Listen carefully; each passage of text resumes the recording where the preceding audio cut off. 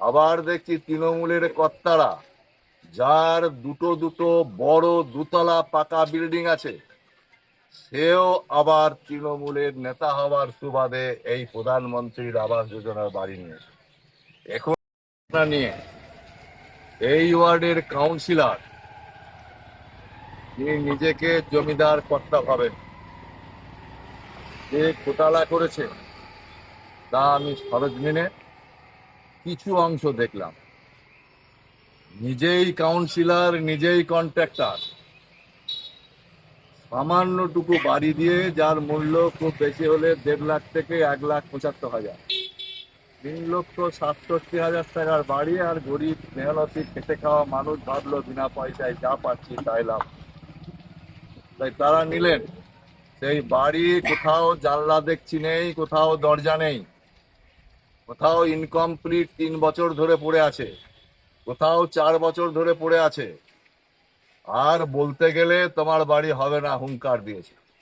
কোথাও 25,000 টাকা জমা দেওয়ার পরেও আরো 20,000 নিয়েছে।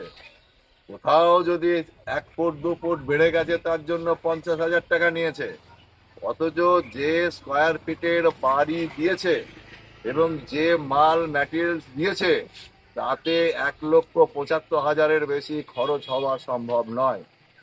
আবার দেখছি তৃণমূলের কর্তারা, যার দুটো দুটো বড় দোতলা পাকা বিল্ডিং আছে, সেও আবার তৃণমূলের নেতা হওয়ার সুবাদে এই প্রধানমন্ত্রীর আবাস যোজনার বাড়ি নিয়েছে।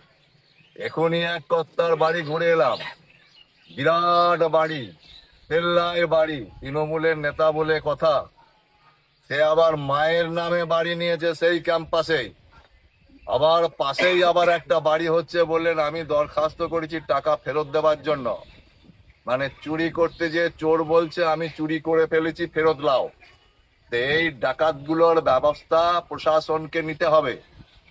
আমি চেয়ারম্যানকে বলবো অবিলম্বে এই বাড়িগুলো যাতে তাড়াতাড়ি নিষ্পত্তি হয়।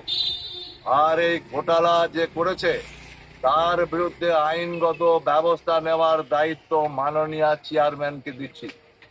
আমি এসডিওর সঙ্গে দেখা করব, ডিএম সাহেবের সঙ্গে দেখা করব। যদি এর সুরাহা না করেন তাহলে ইডি, যে কোনো ঊর্ধ্বতন সংস্থাকে দিয়ে আমি মুখ্যমন্ত্রীর কাছে আবেদন করব, এই শত শত কোটি টাকার ঘোটালার বিরুদ্ধে ব্যবস্থা নেওয়ার আবেদন জানাই।